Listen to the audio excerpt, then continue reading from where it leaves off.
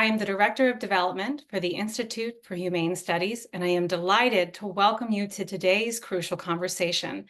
Please note that this webinar is being recorded. If you would like to view more crucial conversations because you got so much out of this one, you can see all of our recordings on theihs.org. We will also be sending a link around with an email following the event. First, I would like to thank all of our supporters who have joined today. Thank you for being champions of classical liberalism and its core principles. Because of you, a freer society is achievable. The Institute for Humane Studies accelerates the influence of these principles beyond the university to catalyze a new age of human freedom and flourishing. We've built the world's largest network of high-impact scholars, intellectuals, and research communities that span generational, disciplinary, ideological, and professional divides to address today's biggest challenges. At IHS, we believe that diverse viewpoints and the exchange of ideas are essential to a free and open society. We believe that fresh thinking and civil discourse are needed now more than ever. They matter in the academy, in public policy, and to everybody on this call today, which is why I'm so pleased to present our crucial conversation series to you. And if this is your first time joining, welcome, thank you. I hope you are coming curious and ready to ask questions. This series aims to bring you some of the best and brightest minds in their fields, applying their knowledge and research to solve today's most pressing problems. Today, we will explore AI, digital governance, and the relationship between technology and our freedoms. I'm thrilled to introduce you to my colleague, Jason Cannon, who will be speaking with our guest today, Eric Alston. Jason. Thanks, Lindsay. Hi, everyone. I'm Jason Cannon, and I'd like to welcome you to today's conversation with Professor Eric Alston.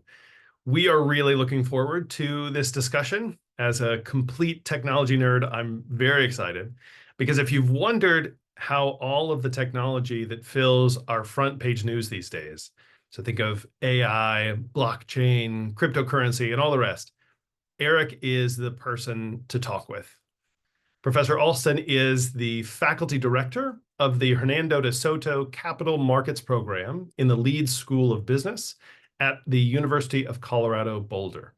Eric has published extensively on freedom in the digital society, dealing with a wide range of issues, too many to list here, but some of the more fun and more important are constitutional design issues, the emergence of economic institutions in the frontier west of the United States, which is pretty great, and a range of questions in the design and governance of blockchain networks.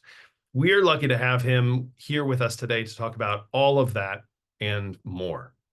So Eric and I will talk for a little less than half an hour, after which I'll be sharing some of your questions. So I'd encourage you to drop your questions while he and I are speaking into that Q&A box that you will find a button for at the bottom of your Zoom window. And we'll take as many questions as we can in the time that we have left. And we really do want for this to be a conversation. So I know that we have many IHS supporters in the audience today. Thank you for joining. And those supporters will know that one of the things that makes IHS so unique is the way that we create conversations among leading academics and experts, one of whom we have here with us today in the person of Professor Eric Alston. So Eric, welcome. Thanks, Jason. Really looking forward to the conversation. Should be loads of fun. So let's start with your background. Tell us about how you got interested in digital governance, how that started your research career. I know that you got introduced to IHS as a grad student. So tell us a little bit about your origin story. Wow. Yeah, no, it's been an interesting path to where I am today. And I began by getting, a double bachelor's in economics and Spanish, and then getting a master's in economics, and was very interested in kind of the fields of institutional and organizational economics and economic history, which is all about how we create rules and organizations that define those rules, whether private or public sector. And naturally, that then led me to a JD from the University of Chicago Law School. And it's all been motivated in the sense that and this sounds overly simplistic, but it's true, which is, can't we all just get along? And this is a call out to the recognition of, Nobel laureates in economics, from, Coase to, North to Oliver Williamson, all of whom were saying, wow, our choice of rules in societies matters immensely for the extent of voluntary coordinative activity that we can achieve. And so for me, I was naturally following in those footsteps. And as our lives become increasingly digital, this conversation is a great example of that, then our choice of rules is not entirely separable from the technologies that are facilitating, our interactions all around us. And so for me, naturally, a study of governance is one that countenances the many, dare I say, digital innovations that are transforming our lives for better and for worse. Great. Well, let's dig into what we might mean by digital and governance, or if governance is doesn't quite capture those rules that you mentioned that you've been so long interested in. So I think that most of us here will have a pretty good familiarity with what we mean by the digital side of digital governance, but I'd love to hear more about that. And then in particularly, I would love for you to share a little bit about how to distinguish governance from government and how that looks in your research and in the broader literature. Absolutely. And so, my time at UChicago Law School, which was actually supported by IHS. So, kudos to them, because I might not have been able to afford a prestigious law school and loan burden without that. But, I was one of the co-founders of the Law and Technology Society at UChicago. And UChicago is known for being friendlier towards, private sector activity. And so a major distinction between governance, which I define as rule-based ordering of people and resources, and government, which is public institutions, regulation, and sort of most, canonically law.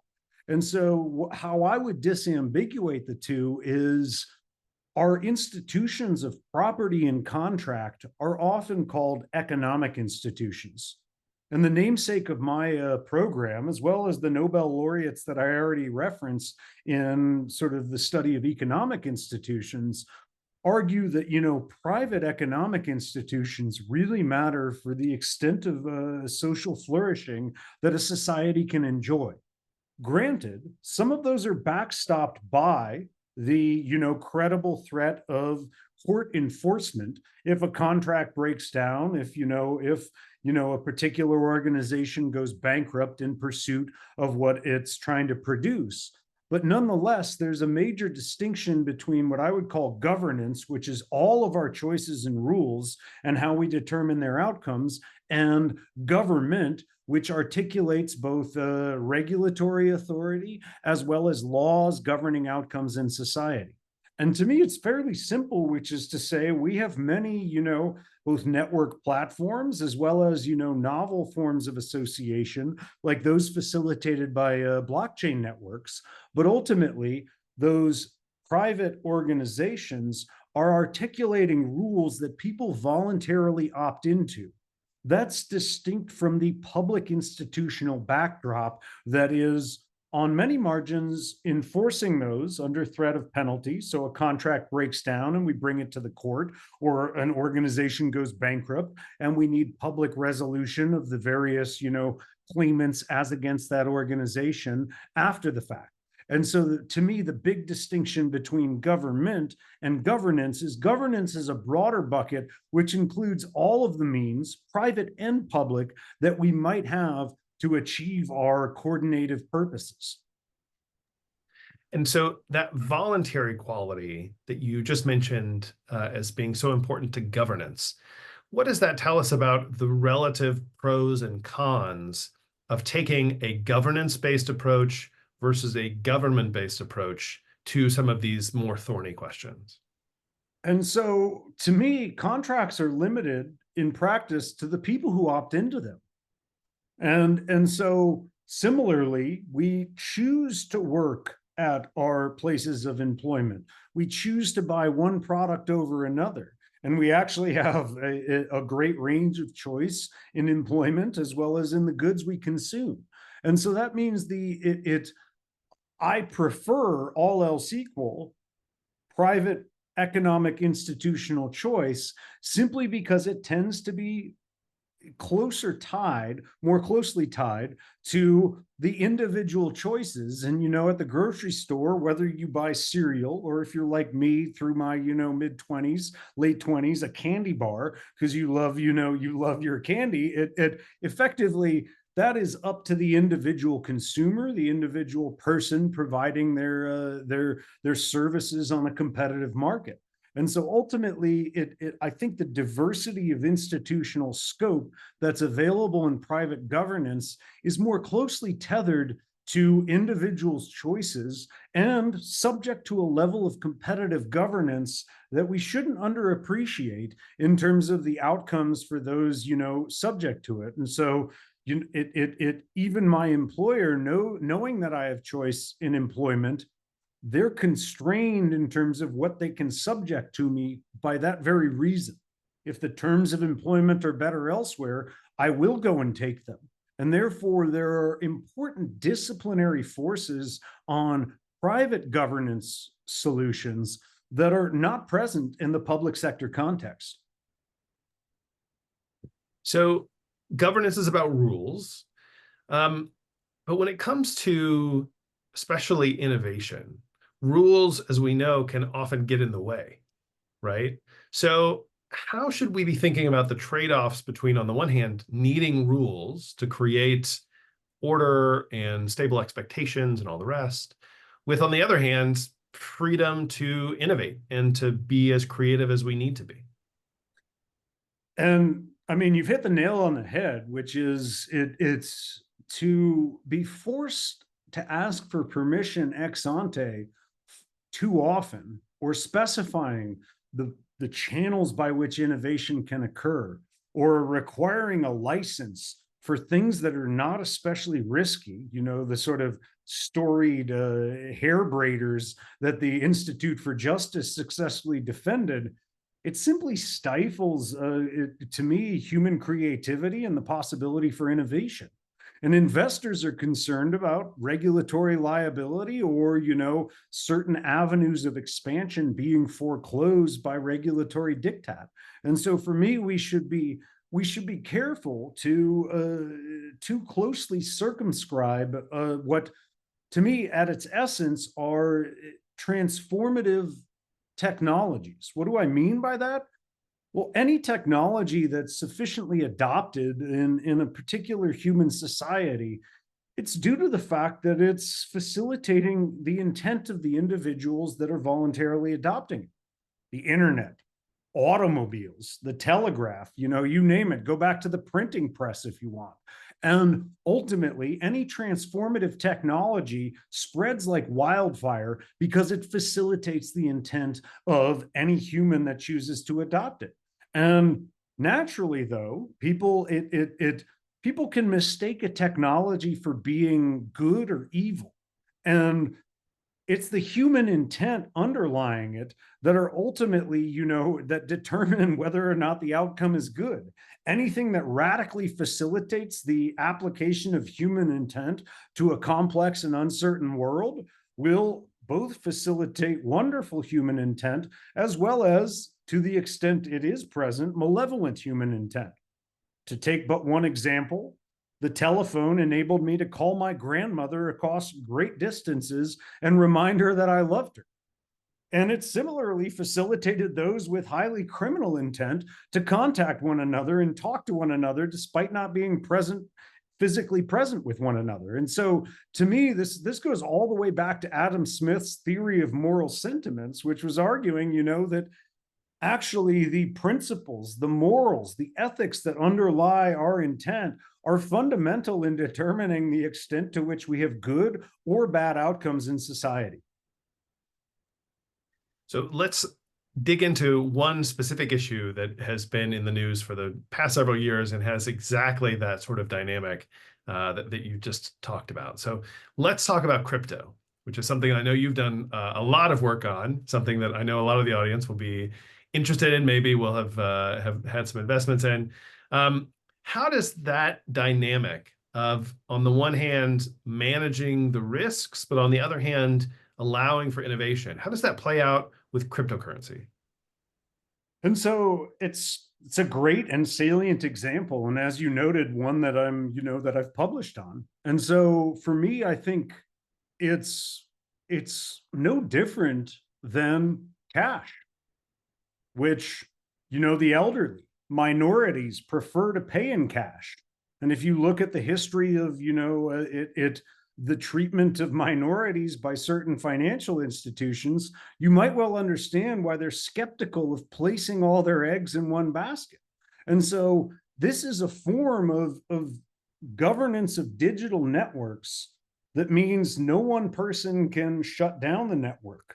No oppressive government can raid your bank account and take all your money or convert your, hard-earned foreign currency at an expropriative rate into the domestic currency that they have consistently debased.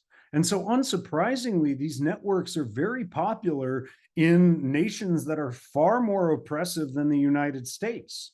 So people who have enjoyed the stability of the US dollar over time, and we could have a deep frolic into monetary institutions, which I teach in finance at CU Boulder, but some of that might be a bit too arcane for a general audience. But if your private commitments, if your hard-earned surplus value of your labor is denominated in a currency that's radically inflating, every month, let alone every year, and a government says, actually your private economic commitments are not actually that protected relative to the whims of the government. Individuals residing in Argentina, in Venezuela are like, I don't need to hear anymore. Sign me up. I want to use that network. And so we've seen a lot of intervention in the United States that has been, to my mind, at a minimum excessive when it comes to the SEC in particular, but also that doesn't fully appreciate nations where economic commitments are not taken nearly as seriously at a constitutional level as they are in the United States. And these are networks that, you can't shut down with a particular singular government intervention. And people are like, what, you mean the US government can do nothing in the face of these networks? And I'm like, our depository institutions, especially our banks, are hyper-regulated.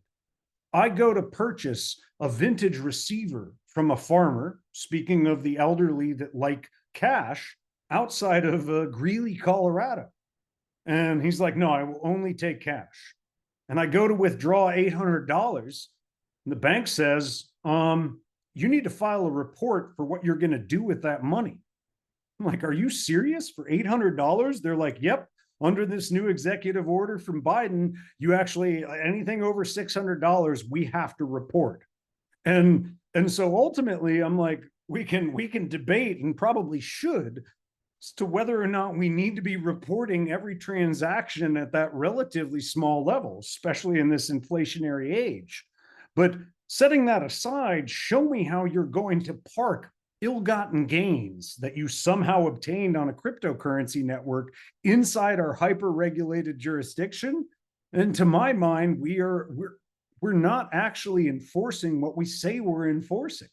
And they list, the laundry list of potential bad actors that are supposedly using these networks. And to me, it's about revenue authority, or, ultimately just wanting far more of a lens on our digital lives than, to my mind, the principles on which our nation's founding, on which our nation was founded, actually accommodate. Well, there's a lot there, including a conversation for us at some point to talk about vintage receivers, and then I'll get your crypto investment tips. But let's turn in the remaining time that we have to AI. Or artificial intelligence. Before we do that, let me just mention once again for the audience, if you have questions, and we've already had a few dropped in, please feel free to drop those into the Q&A box as Eric and I are speaking, and we'll take as many of those as we can at the end. Okay, so artificial intelligence. It strikes me, Eric, that your work has a lot to say about where AI is today and where it might be headed. So first, let's start with the good stuff, the happier outcomes. So I think a lot of the discussion around AI's benefits have centered around economic growth. And that's very important. And we might want to talk about that in just a minute. But I'm specifically wondering, Eric, when it comes to what makes you optimistic for the ways that AI might make us freer, politically freer, socially freer, that sort of thing, what comes to mind? So I already alluded to this in the sense of transformative technology is radically facilitating human intent. And it's not without basis in the sense that the hockey stick of human development, as it's often called, the great divergence, the radical transformation of the world that we've seen in the last 1 to 2 centuries. Health outcomes are better, education outcomes are better. Yes, economic growth has exploded, but to me, it's the fact that economic growth is such a profound proxy for human flourishing on the many margins that we care about, that we should be deeply concerned about it. And so to me, it's ultimately AI enables me to, it better query information, better produce certain types of new information than previously. That's why the uptake has been so, explosive. And that's why, the company valuations that we're seeing for some of these, some of these startups are, so stratospheric in, but 2 years time. And so to me, that's a testament to the extent to which, both investors as well as individual users, myself included, are saying this does a better job. Something that took me, 10, 30, 60, 90 minutes previously takes me 1, 5, 10 minutes at most to query a particular large language model and get the information I need.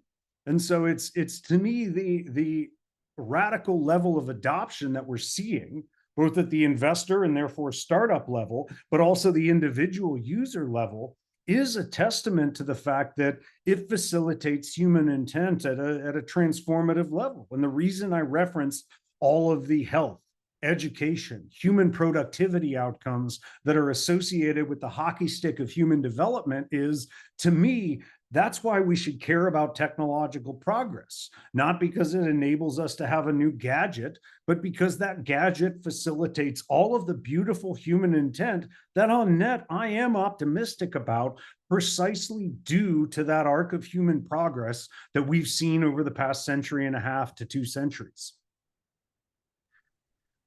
So none of us have a crystal ball when it comes to how AI will work itself out. But when you think about the economy and society 20, 50 years out from today, what do you think are some of the main features that we will notice will have been shaped positively by AI?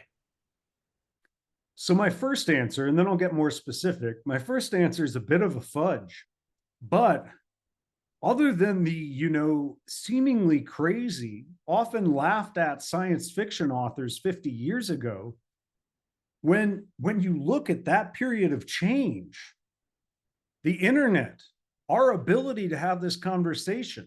I'm actually sitting here outside of Tbilisi, Georgia, of all places, having this conversation with you. And that sounds like magic 50 years ago. You could not have a reliable phone call that distance. And so for me, it's when we save that much human labor, it gets applied to purposes we can't even imagine yet. And it's not all about economic productivity. Having more time to spend with your loved ones, having more time to pursue, you name your creative hobby, whether it be vintage Marantz receivers, I was buying a 2270, well below market, to answer your question. But ultimately, it's you name the beautiful things that make us human, and labor-saving innovations mean we have more time to pursue everything, including our productive outputs. But to me, I'm like, I don't distinguish between my productive outputs being publications versus time spent with my daughter, reminding her that I love her. It's like both of those are productive. And ultimately, any technology that's sufficiently transformative saves human labor. It makes us more effective at pursuing our intent in this complex and uncertain world.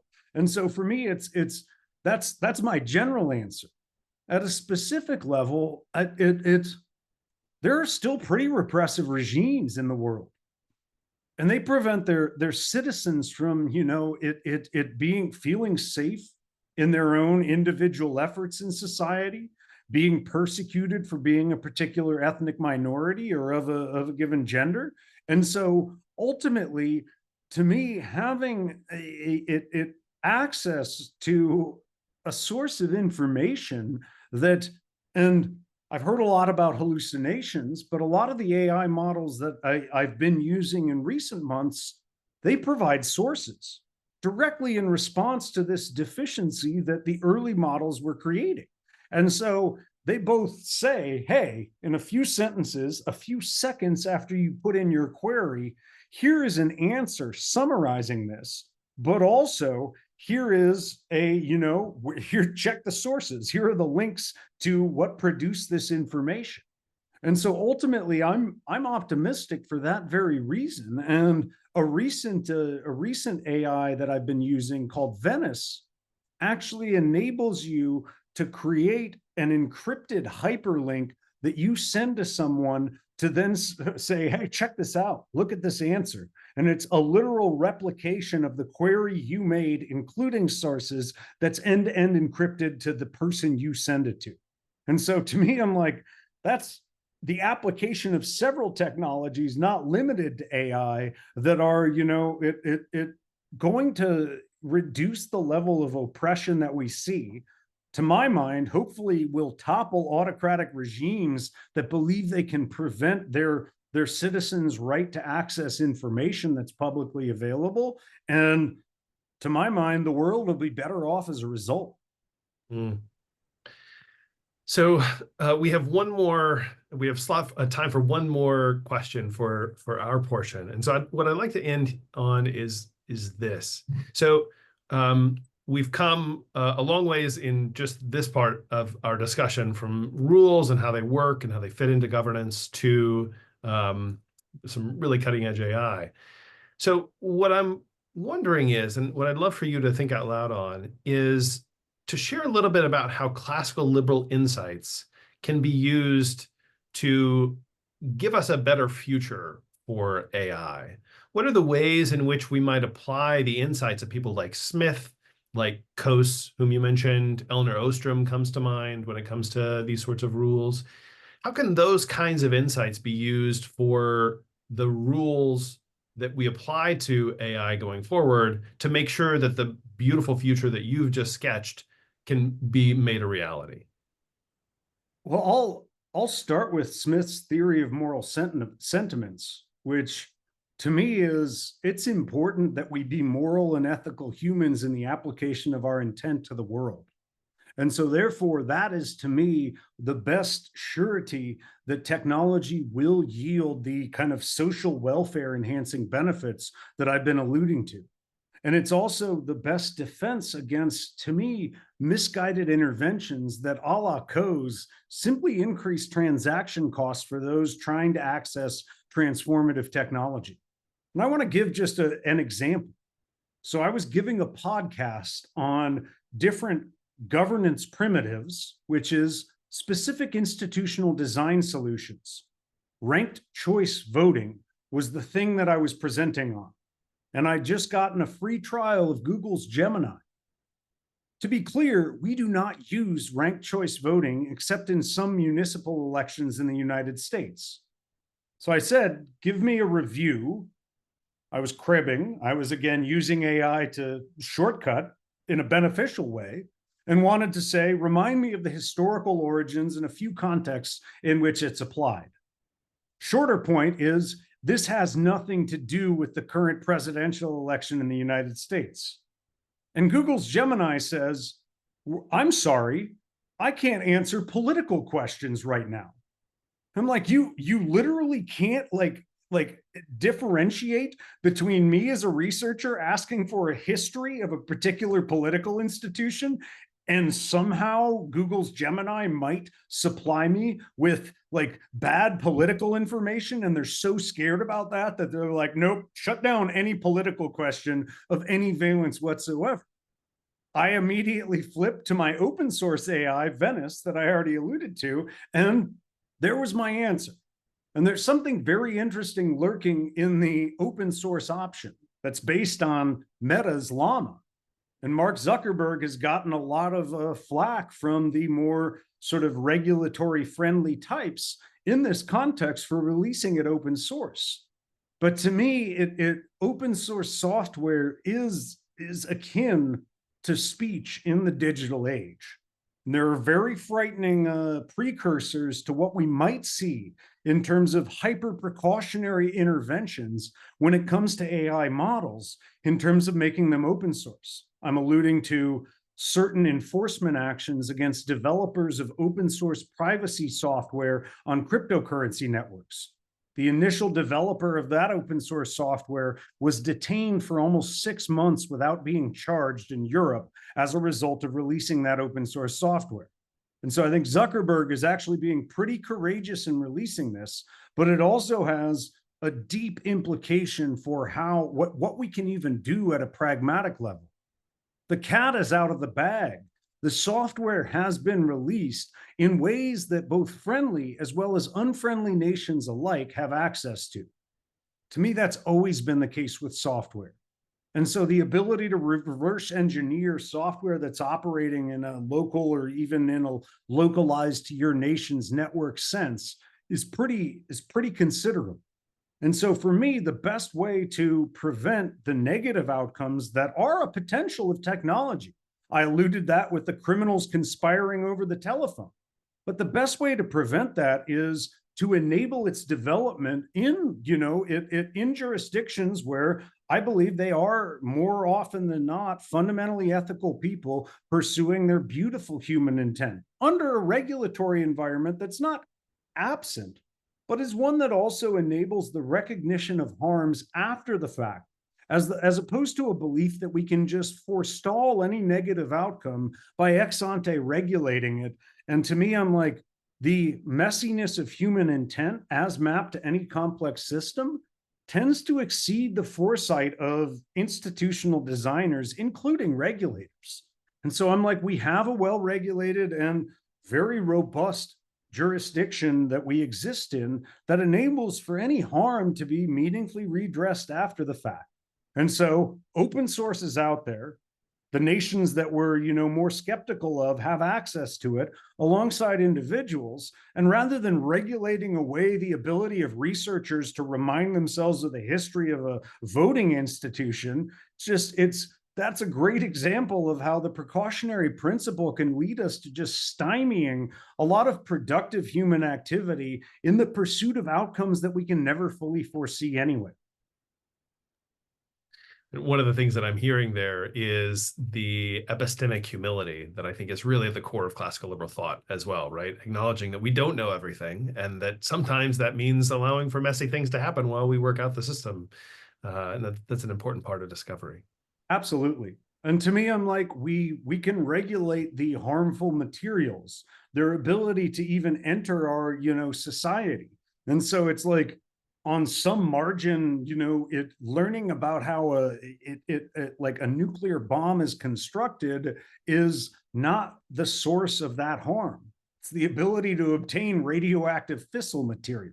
And so to me, it's like we have that on lock, just as we have our depository institutions on lock, perhaps two on lock, depending on who you ask in financial markets and institutions. But ultimately, I'm like, I don't think we should be like led astray by the belief that we can constrain every possible downstream application of this technology.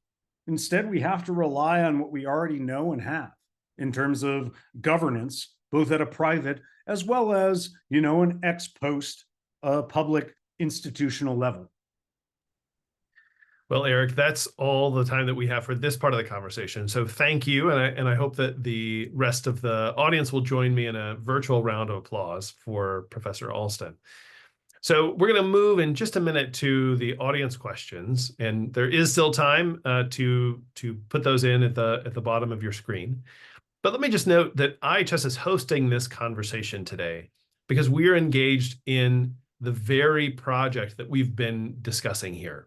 How to use our knowledge from the social sciences and the humanities to create better rules, better norms, and to bring attention back to the human and the humane, especially as that relates to disruptive technologies like the ones that we've been talking about today. And IHS is only able to do that thanks to the support of the folks like those who we have in the audience today. So just once again, I want to say thanks to all of our supporters who are here. You're the only reason that we can support folks like Eric as a grad student and throughout his career and lead us to the sorts of conversations that we're hosting today.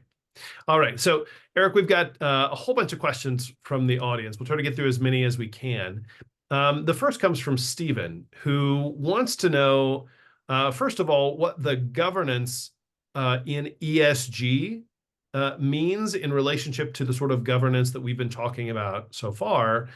And then would love your thoughts about how ESG, and we should probably define that for the audience, but how ESG is being applied to some of these conversational hot topics these days, like the power use and environmental impact of AI and cryptocurrency and the rest. So can you sort of unpack how ESG is fitting into governance and technology conversations?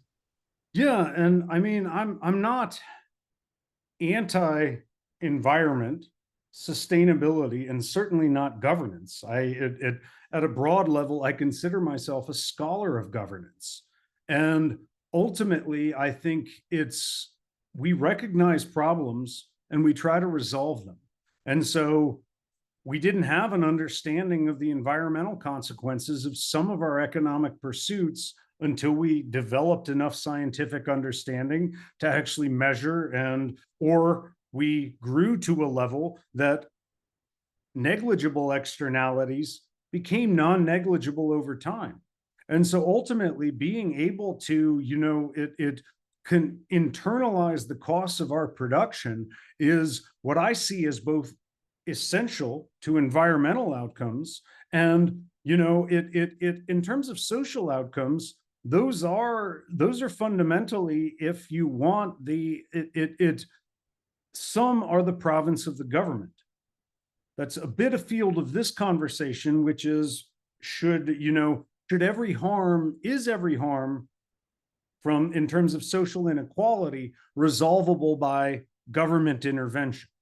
To me, at some level, this cuts at one of the deepest political questions of the last, 150 years, which is, to what extent do we want to permit the inequality that tends to come with market processes in order to grow the pie? And to what extent can we intervene on any margin to reduce inequality, even as certainly there's no socialist economy I would want to live in relative to market societies that permit that inequality. And so the truth is probably somewhere in that thick middle, but boy, does the level of immigration demands to market societies from more centrally planned dictatorial economies, it seems to suggest that outcomes are superior in ones that don't want to throw away the efficiency of allocation of human capital, of scarce resources that market societies just outperform on. And when it comes to governance, to me, I would just hearken back to the distinction that we made at the beginning of this discussion, which is that government is not always and everywhere governance. We have a variety of ways that we can productively govern outcomes. and we want good governance, to be clear. But conflating that with a kind of a level of legal positivism that just seems to me at odds with reality is it's not always the case that if we legislate it, it will be so. And if we regulate it, it will be so. And this isn't an argument that we need no regulation and no law, to be very clear.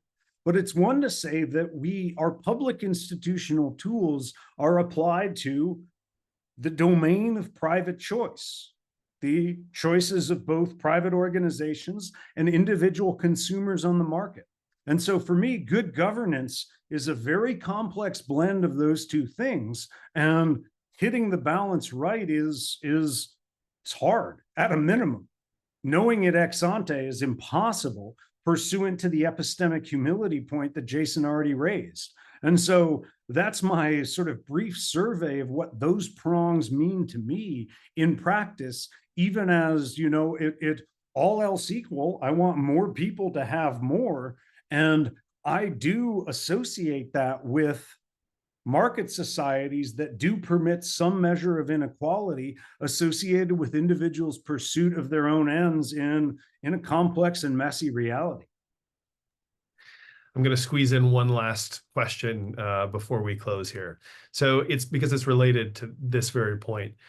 When it comes to AI, what are the best market-driven and privately driven forms of regulation or rule generation that you see on offer today? Where should we really be looking for creative solutions there? Great question.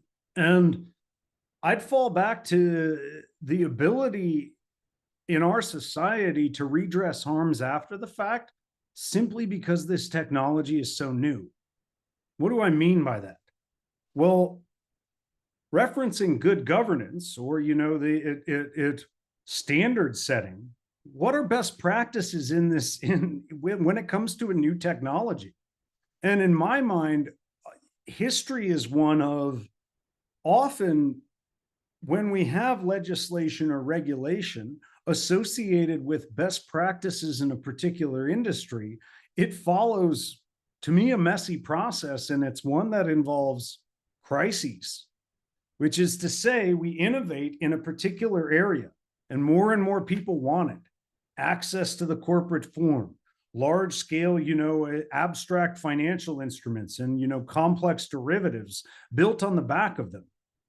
And then we push a little too far and a crisis happens. And generally it's not, ideally people dying as a result of those outcomes. But we realize, wow, we might need to a limited extent, enshrine some of these practices in legislation and regulation. Where do we get best practices from? Some industry participants are like, we didn't implode spectacularly. We're still here. We can tell you now that the reason that we weren't pushing the envelope in those directions. And so similarly, free banking in Scotland, holding some measure back as just like the diktat of prudence would suggest, directly informs reserve requirements. And so ultimately, I don't think we're in the case where we know enough about the potential harms to say we can already define best practices. I wish we had that foresight. I do. But ultimately, to me, it's this iterative process of pursuing a novel technology, understanding the clear benefits that lead everyone to adopt it radically, and then literally realizing some of the harms. And this is why technology is disruptive. I'm not here to be like every instance of every new technology is beneficial. We didn't have as many automobile fatalities when we didn't have automobiles. And so ultimately, I'm like, naturally, we have to take the bad with the good. And it's only when we've seen enough of the bad that we can come to understand what best practices are that actually inform the setting of standards in practice for these new technologies.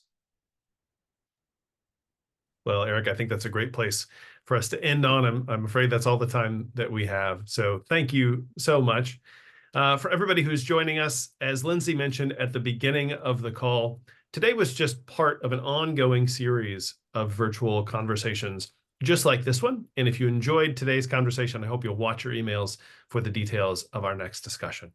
And lastly, thanks again to everybody who's joined us today and for everything that you do to advance a freer and more open society. We'll see you very soon.